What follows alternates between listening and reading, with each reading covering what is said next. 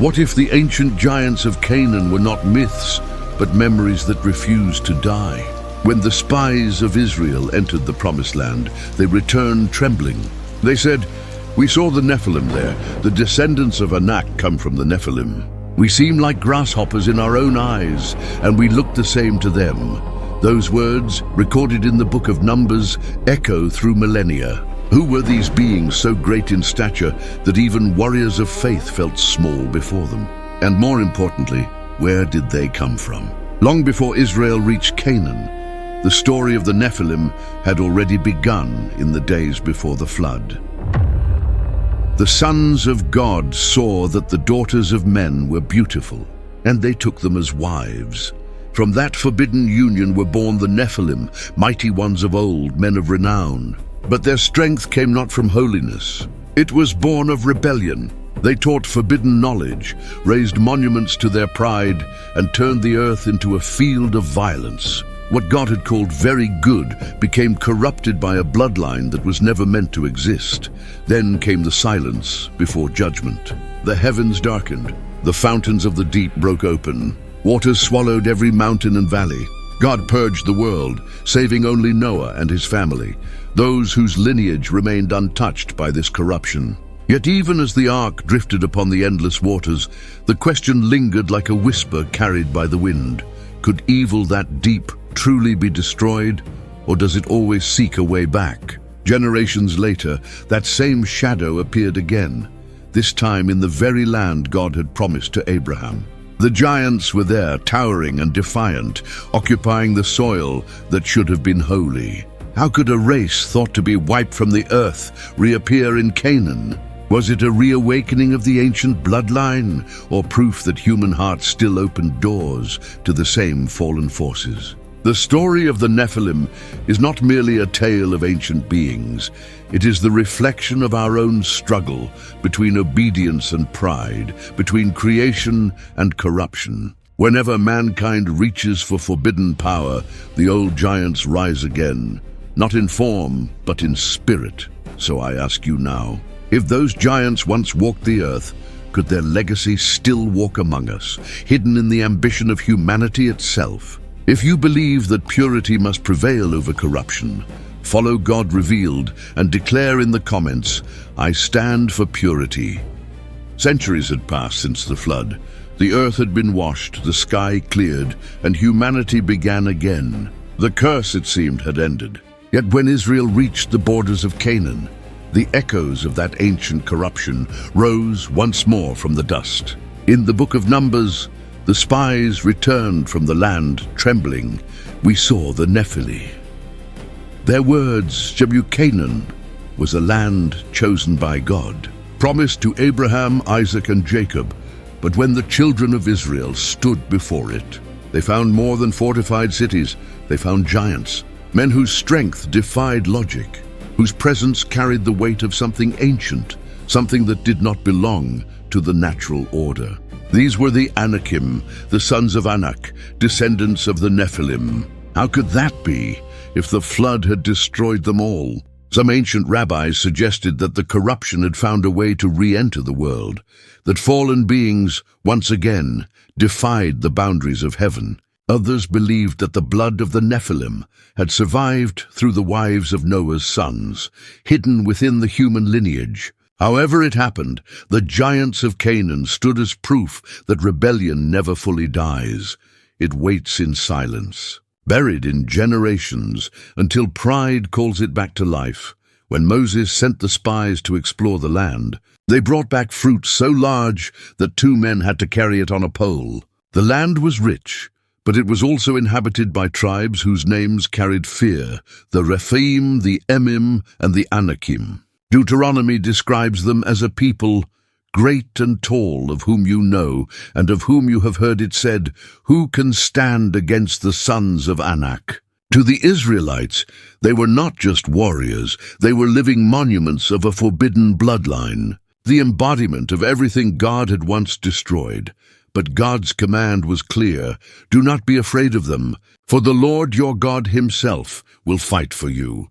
This was more than a war for territory. It was a spiritual confrontation between divine promise and ancient corruption. Every battle fought in Canaan was a battle to reclaim what had once been lost to rebellion. Each fallen giant symbolized not only a physical victory, but the cleansing of the land itself. Still, there is a mystery that lingers. Why was Canaan, of all places, chosen by God? Why would the promised land also be the dwelling place of the descendants of the Nephilim? Perhaps because divine plans are always written over the ruins of rebellion. The same soil, once defiled by fallen blood, would become the stage where the Messiah, pure, perfect, and divine, would one day be born. So the giants fell, their cities burned, their names fading into legend. Yet the memory of their power remained, carved into the hearts of men who saw them. And in every generation since, that same battle continues, not with swords or shields, but within every human soul. Tempted by pride and corrupted strength, when the spies saw the giants, they said, "We seemed like grasshoppers." But they forgot one truth: no matter how great the giants, God's purpose is greater still. Then the dust of Canaan trembled beneath the feet of men not entirely human. Their names lingered in scripture like echoes of an ancient curse: the Anakim, the Rephaim, and the Emim. These tribes were not merely nations. They were remnants of something older, darker, something born before the flood and revived in the shadows of Canaan. To the Israelites, these names carried terror. To God, they represented corruption that had to be erased. The book of Deuteronomy speaks of them with dread and precision. The Emim used to live there, a people great and many, and tall as the Anakim. Like the Anakim, they are also counted as Rephaim. 3 tribes, 3 bloodlines, all linked to the same forbidden source. The Anakim, said to be the descendants of Anak, son of Arba, were giants who ruled Hebron, the very land where Abraham once dwelled. The Rephaim occupied Bashan and its vast plains, ruled by the fearsome King Og, whose bed of iron measured nearly 4 meters in length. The Emim, dwelling near Moab, were so terrifying that even the enemies of Israel avoided their valleys. Each name told the same story, the persistence of a bloodline that refused to die. How could these beings have survived?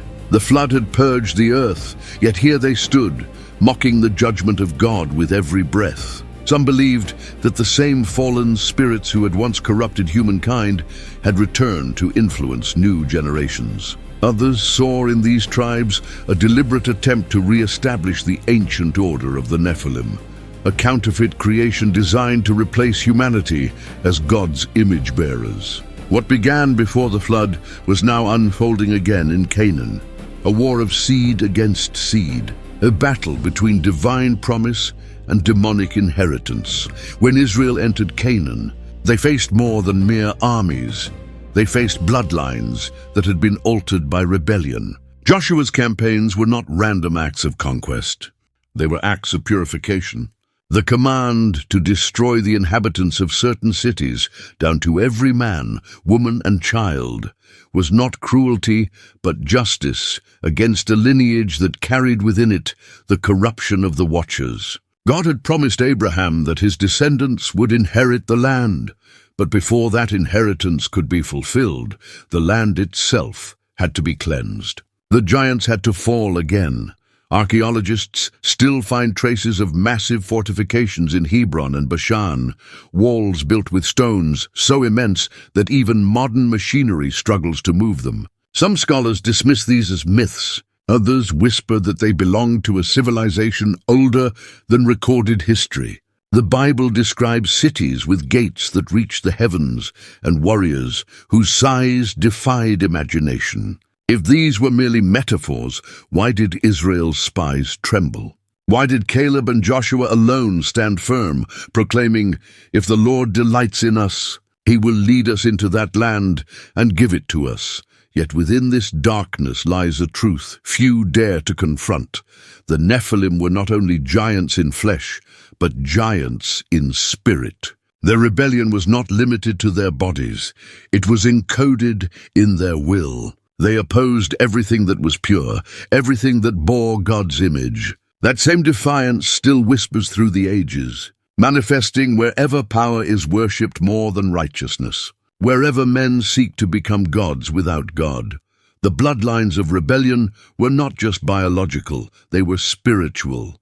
The Rephaim, in particular, were often associated with the dead. The very word Rephaim is used in Scripture to describe the departed spirits of the underworld. Isaiah wrote, "The dead tremble beneath the earth. The shades of the Rephaim rise up to greet you." It was as if these beings existed in two realms, part flesh, part spirit, bridging the physical and the demonic. They were the living memory of a union that heaven never sanctioned. In their pride, they built kingdoms. In their arrogance, they defied God's decrees, and yet every time they rose, God raised a deliverer to bring them down.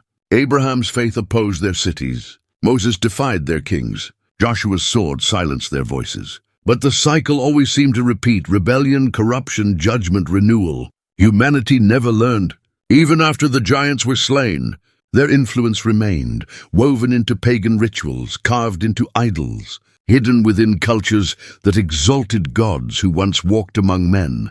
The wars of Israel were, therefore, not just territorial, they were theological. Each victory was a declaration that no power, no bloodline, no hybrid of heaven and earth could stand against the will of the Creator. But as Israel conquered the land, the enemy changed its form. What could not survive in flesh began to endure in belief, in stories, in the human heart, and so the bloodlines of rebellion seemed to vanish. The Anakim fell, the Rephaim perished, the Emim faded into legend. Yet the Bible's silence after their destruction is not final. It is haunting. Because history shows that evil, when buried, waits. It waits beneath ruins, within myths, and sometimes within men.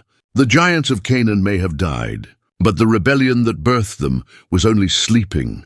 Every war Israel fought was a mirror of the greater war still being fought today, a war for purity, for faith, for truth. In Canaan, they fought against giants. In our age, we fight against ideologies, powers, and principalities that still trace their origin to that same ancient defiance. The faces have changed, but the bloodline of rebellion still flows, unseen yet active, calling mankind once again to rise without God.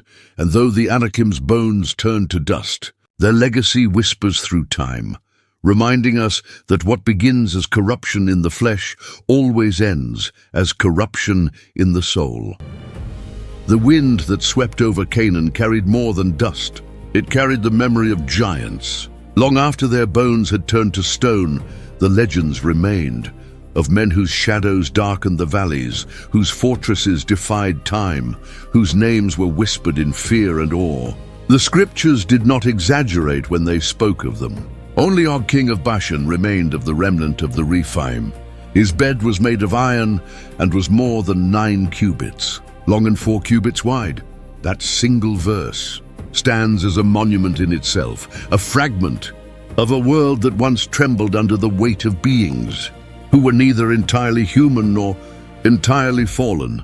Og's kingdom, Bashan, lay east of the Jordan, in a region scattered with colossal stone structures that still baffle archaeologists today. Megalithic circles, massive tombs and fortresses carved from basalt rise like scars on the land, mute witnesses to an age that refuses to be forgotten.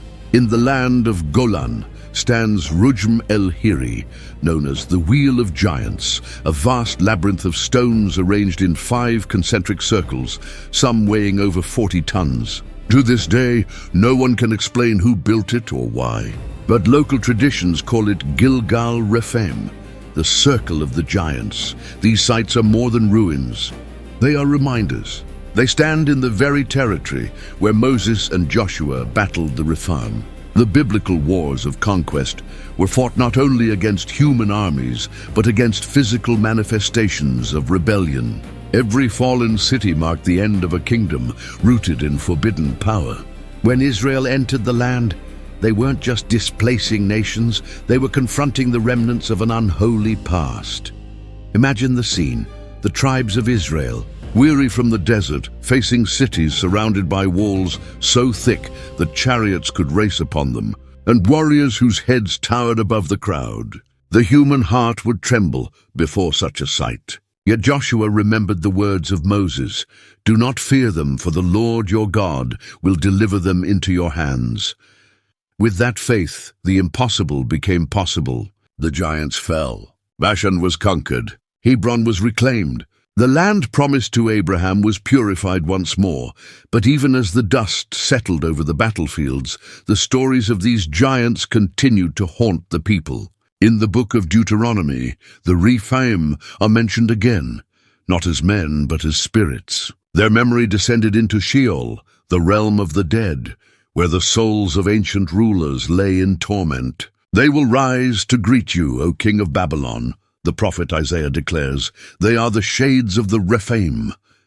The connection is chilling. It suggests that these beings were more than flesh and blood. They were the offspring of spiritual corruption, part of a rebellion that transcended life and death. And so, the physical evidence of their existence intertwines with the spiritual reality of their fall. The megalithic tombs, the oversized weapons, and the legends of men of renown echo the same truth. These were creatures born of defiance, symbols of humanity's desire to merge heaven and earth without God's permission. Archaeology gives us their shadows, but Scripture gives us their souls. The stones may tell of their strength, but the Bible reveals their curse. In Hebron, the very heart of Canaan, Abraham once built an altar to the Lord. Centuries later, that same ground became home to Arba, father of the Anakim, whose descendants ruled the city. Hebron thus became a paradox, the birthplace of faith and the fortress of rebellion. When Caleb, the faithful spy, stood before that city, he saw not only walls, but destiny. The others saw giants. He saw a promise. "Give me this mountain," Caleb said, "for you yourself heard that the Anakim are there, and that the cities are large and fortified. If the Lord is with me, I will drive them out." And he did. Hebron fell, not to numbers, not to strength, but to faith, even today. Explorers find anomalies across the Near East, elongated skulls buried beneath ancient mounds, oversized tools forged from bronze, walls built with stone blocks so enormous they defy the technology of their age. Some claim these are remnants of the Nephilim. Others dismiss them as exaggerations of oral tradition. Yet every discovery seems to whisper the same question: what kind of beings walked this earth before memory began? The giants of Canaan may have vanished, but their echo resonates through human history. In myths, they became the Titans of Greece, the Anunnaki of Sumer, the heroes of old who fell from the favor of the gods. Different tongues, same origin, a race born of pride, punished for transgression, remembered in stone and story. Humanity may have forgotten their names, but their influence lingers wherever knowledge is pursued without reverence, and power is sought without restraint. Bashan's desolate hills and Hebron's silent tombs are more than archaeological sites. They are spiritual warnings. The same arrogance that birthed the Nephilim still stirs in the heart of man. The desire to transcend divine limits, to build towers that reach the heavens, to create life in his own image rather than God's. Every generation faces its own giants. Ours may not bear swords, but they hold the same spirit of rebellion. When the Israelites gazed upon the giants, they saw impossibility. But God saw opportunity, the chance to prove that his power is made perfect in weakness. The giants fell because heaven decreed it. Not even bloodlines born of rebellion can stand against the word of the Lord. Yet the question remains like an echo across the ruins. Were the giants truly destroyed? Or did their spirit simply change its form, moving from stone to story, from flesh to faithlessness? For if pride is the seed of the Nephilim, then perhaps the ground of every human heart can still give birth to a giant. In every ancient culture, behind every myth of gods descending to earth, there lies a whisper older than civilization itself, a story of beings who crossed divine boundaries and taught mankind secrets it was never meant to know. The scriptures call them the sons of God. Their offspring, the Nephilim, became the embodiment of that rebellion. But their greatest danger was not their strength or size. It was their knowledge, the knowledge that corrupted the soul before it corrupted the flesh. In the days before the flood, the book of Genesis says that the world was filled with violence. Yet the ancient book of Enoch reveals what stood behind that violence, the forbidden teachings of the Watchers. They taught men charms and enchantments, the cutting of roots, the making of weapons, and the secrets of the heavens. These words describe a transfer of power, divine wisdom twisted into human arrogance. What had been reserved for heaven was handed to mankind by those who had fallen from it. They revealed the secrets of metals, teaching humanity to forge weapons of war. They unveiled the mysteries of the stars, not to glorify the Creator, but to manipulate the creation. They taught women the art of deception, the enchantment of cosmetics, and men the invocation of spirits. What was meant to uplift humanity became its downfall. It was knowledge untempered by obedience, light separated from love. The result was chaos. The earth itself, the text says, cried out for deliverance. And when God saw that the earth was filled with corruption, he said, "My spirit shall not contend with man forever." The flood came not only to destroy the bodies of giants, but to erase the legacy of forbidden knowledge that had spread like poison through creation. Yet somehow fragments of that ancient wisdom survived. After the waters receded, the echoes of the Watchers re-emerged in new forms, in Egypt, Babylon, and Canaan. They wore different names, Thoth, Hermes, Enki, but the essence was the same: knowledge without holiness, power without humility. The Canaanites built cities aligned with the stars, their temples designed to mirror constellations that predated human mapping. They sacrificed children to Baal and Moloch, believing that through blood they could control the forces of nature. This was not mere superstition, it was an inheritance. The same dark knowledge that the Watchers once gave had resurfaced among the tribes of Canaan. And Israel, called to be a holy nation, stood on the edge of that corruption. When Moses came down from Sinai carrying the tablets of the law, he bore more than commandments. He bore a safeguard. Every "you shall not" was a wall against the return of that ancient darkness. The law was God's divine firewall against forbidden wisdom. It taught Israel to discern between the holy and the profane, the clean and the unclean, the divine and the counterfeit. But the temptation never truly vanished. Even Solomon, the wisest of men, fell into the snare of occult knowledge through the influence of foreign wives and idols. What began with revelation ended with rebellion. Throughout the ages, that same forbidden current resurfaced in different disguises. Alchemy, astrology, necromancy, secret rites promising enlightenment but delivering bondage. Each was a fragment of the same lie whispered in Eden: "You will be like God." The serpent's voice did not die with the Nephilim. It simply found new tongues. Every generation that worships knowledge above wisdom becomes a child of that deception. In Canaan, the Nephilim and their descendants used this forbidden knowledge to dominate others. They built fortresses impossible for ordinary men to construct, manipulated natural forces, and ruled with fear. The Rephaim were said to commune with the dead, invoking ancestral spirits to gain counsel. Archaeological sites reveal altars stained with human blood, pits filled with bones, arranged in ritual patterns. These were not primitive superstitions, they were echoes of the ancient covenant between man and the fallen. But God had sworn that his creation would not be ruled by corrupted wisdom again. Every command he gave Israel, to destroy idols, to purge witchcraft, to avoid the practices of the nations, was a direct strike against the inheritance of the Watchers. "There shall not be found among you one who practices divination, or one who interprets omens, or a sorcerer." Those were not cultural rules. They were acts of spiritual war. Still, mankind's fascination with forbidden knowledge persisted. After the conquest of Canaan, new empires rose, blending fragments of that ancient wisdom into their own philosophies. Babylon studied the heavens. Egypt sought immortality through magic and mummification. Greece worshipped wisdom itself, yet without the fear of God. And even in our time, the same pursuit continues, knowledge divorced from reverence. Science without morality. Progress without restraint.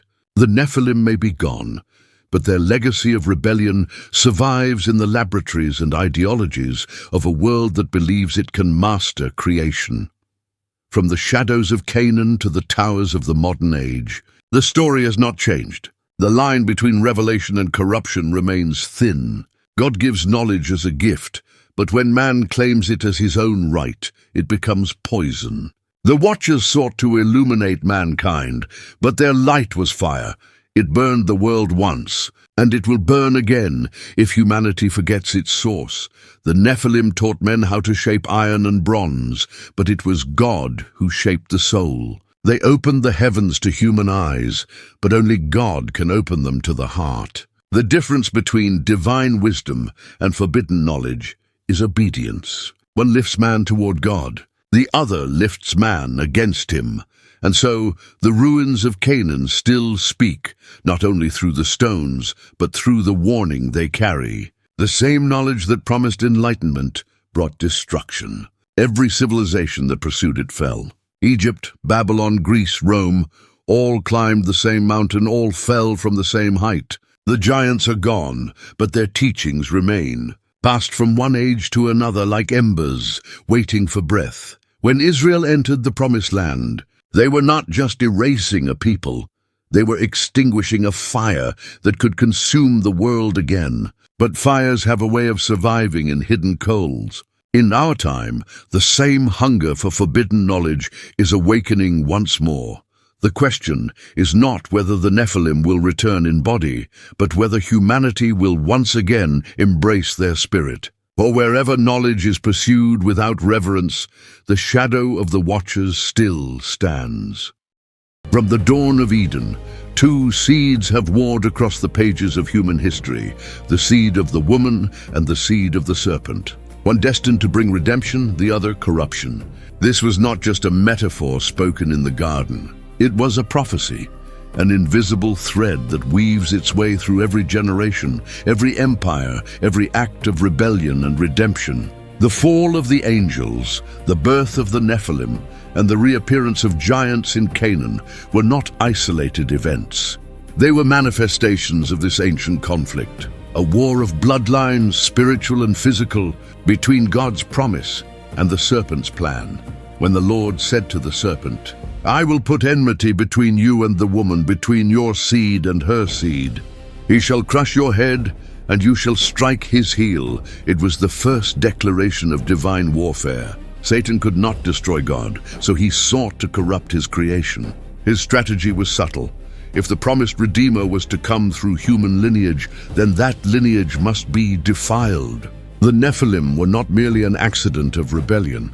They were a calculated strike, a genetic and spiritual contamination meant to distort the image of God within mankind.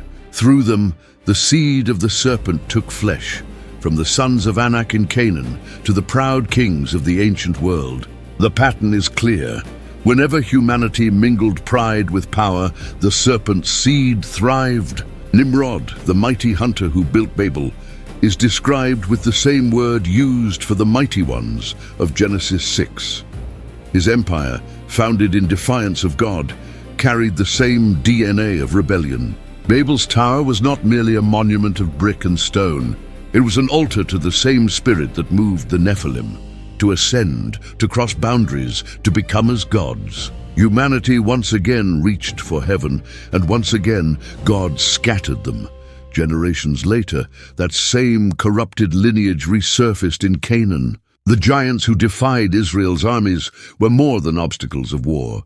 They were physical embodiments of a spiritual infection. Each of their tribes, each of their cities, carried the echo of that ancient defiance. When Joshua's sword fell upon the Anakim, it was not just conquest, it was cleansing.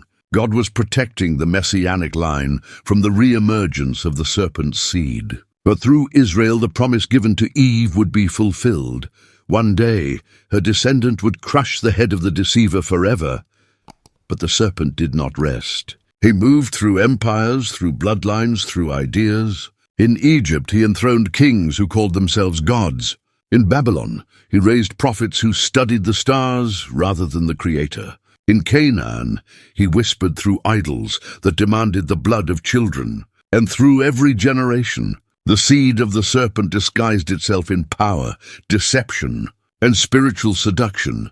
When the Messiah finally entered history, born in the humblest of forms, the serpent's fury erupted again. Herod's massacre of infants in Bethlehem was not just political paranoia. It was the serpent striking at the heel of the woman's seed. But he failed. The true seed of the woman grew in wisdom and stature, crushing darkness with every word spoken, every miracle performed. When Christ said, "I saw Satan fall like lightning from heaven," he was describing more than a vision. He was declaring the victory of the true bloodline over the counterfeit one. Yet the war did not end at the cross. Though the serpent's head was crushed, his influence slithered through time. The spirit that once animated the Nephilim now hides in ideology, in rebellion disguised as enlightenment, in pride disguised as progress. The seed of the serpent no longer needs hybrid flesh to move. It now lives within corrupted hearts and institutions that exalt themselves above God. The Apostle Paul wrote, "For our struggle is not against flesh and blood, but against rulers, authorities, and the spiritual forces of evil in the heavenly realms." The giants of Canaan fell long ago, but their essence remains alive in those who still oppose God's truth.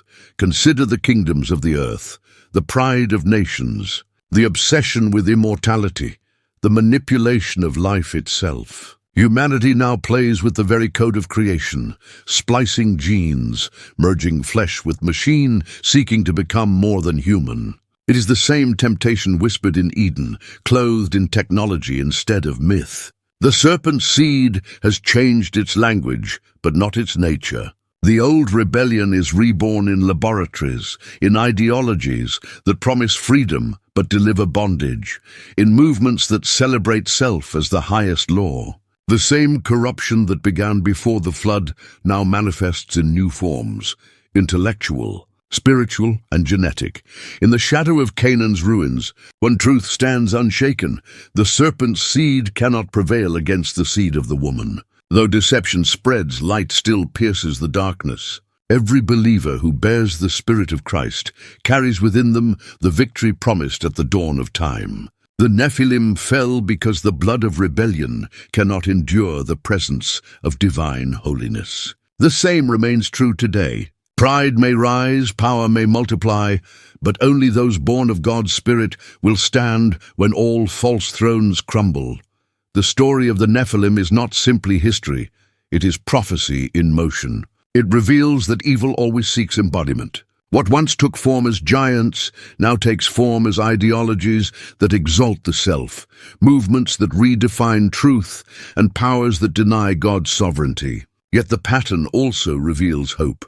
No matter how great the darkness, the light remains undefeated. Canaan was not chosen by accident. It was the battleground of bloodlines, the place where the seed of the serpent sought to root itself in the very land God promised to his people. But through obedience, faith, and divine intervention, the serpent's plans were crushed again and again. And though his influence still echoes in every age, the prophecy of Genesis still resounds. One day, the final crushing will come. Until then, humanity stands between two inheritances. One leads to corruption, power, and ruin.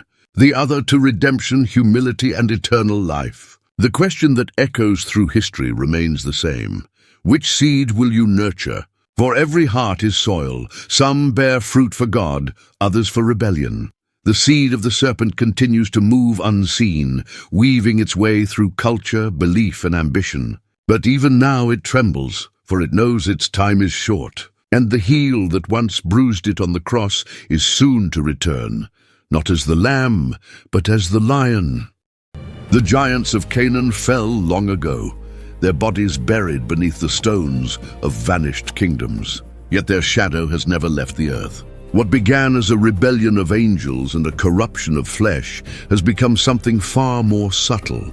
An invisible war fought not with swords or spears, but with ideas, technology, and belief. The bloodline of defiance continues, not in DNA, but in the very spirit of mankind. The story that began before the flood has not ended. It has only changed its form.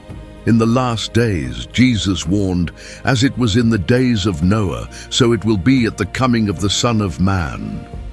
Those words were not poetic, they were prophetic. In the days of Noah, the world was filled with violence, arrogance, and obsession with forbidden knowledge. Humanity sought to transcend its limits, to merge heaven and earth by its own power. Today, we see the same spirit re-emerging through science that defies morality, through philosophies that deny the Creator, and through movements that claim to evolve humanity beyond its original design. The old rebellion of the Nephilim has simply found a new name: progress.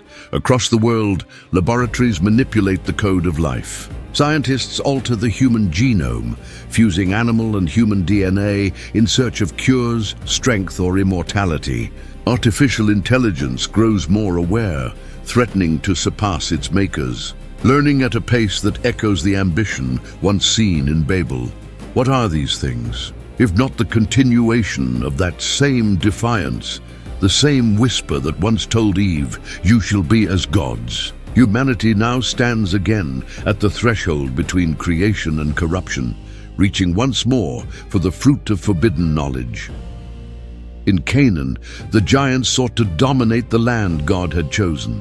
In our time, the new giants seek to dominate the image of humanity itself. Transhumanism promises perfection without holiness, immortality without redemption. But what it truly offers is bondage, the rebirth of the same rebellion that once provoked the flood. The technologies that promise to free us may one day enslave us, for power without obedience always leads to destruction. The spirit of the Nephilim has moved from flesh to silicon, from sword to circuit. But its nature remains unchanged. This is the age of hybridization once more, not of angels and mortals, but of man and machine, of truth and deception, of spirituality and idolatry, blended into a single false unity. The serpent's seed has learned to cloak itself in beauty, in innovation, in light. But light without God is illusion. It blinds instead of reveals. Scripture warns that even Satan masquerades as an angel of light. What better disguise than progress? What better deception than enlightenment? The forbidden bloodline lives not in bones, but in ideologies that teach man to trust in himself instead of his maker. The final confrontation, therefore, will not take place on a battlefield of swords, but within the soul of humanity. Every person will stand between two inheritances, the seed of the woman, which is faith, and the seed of the serpent, which is pride. The weapons will be belief and choice. The war will be fought in hearts, in classrooms, in governments, in every place where truth is traded for convenience. Just as Israel was called to purge the giants from Canaan, so the faithful are now called to resist the giants of this age: arrogance, deception, and moral decay. And yet, in the midst of darkness, hope shines. The victory has already been written. The Redeemer who crushed the serpent's head has promised to return. The same Christ who once cleansed the world by water will one day cleanse it by fire. Revelation speaks of a final judgment, a day when the ancient rebellion will face its end. And the great dragon was hurled down, that ancient serpent called the devil, who leads the whole world astray. The bloodline of defiance will meet its destiny in the light of the one it sought to overthrow. Until that day, the echoes of the Nephilim serve as a warning and a mirror. Every time humanity exalts itself above God, the shadow returns. Every time truth is redefined, the spirit of Canaan stirs. The wars of old were fought with spears, but now the battle is waged with information, deception, and fear. Giants no longer stand in valleys. They live in systems, ideologies, and digital empires that seek to erase faith and rewrite creation itself.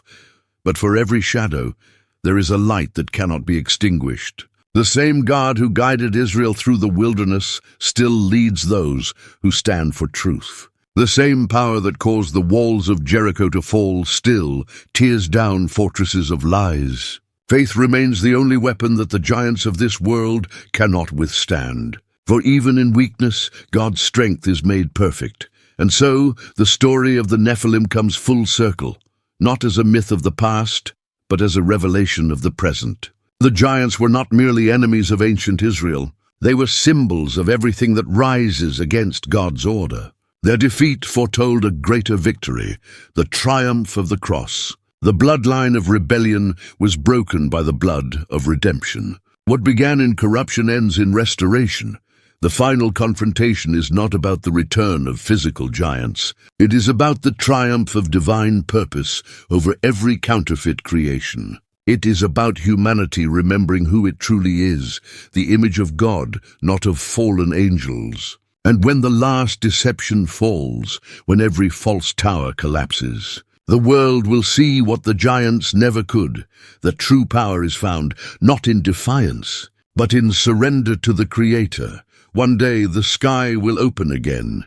The one who was promised in Eden will descend in glory. Every shadow will vanish. Every rebellion will end. The serpent's seed will be silenced forever.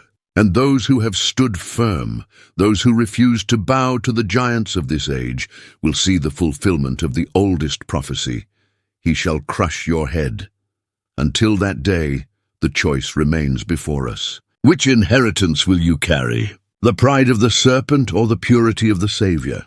For the battle may be ancient, but its outcome is decided in every heart, every day.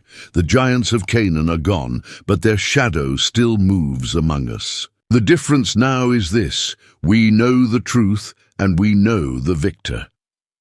If your heart stands with the light, if you choose to walk in the purity that defies this age of deception, join this movement of truth. Follow our channel, God Revealed, and declare in the comments below, I choose the light, because the war between purity and corruption is not ancient history.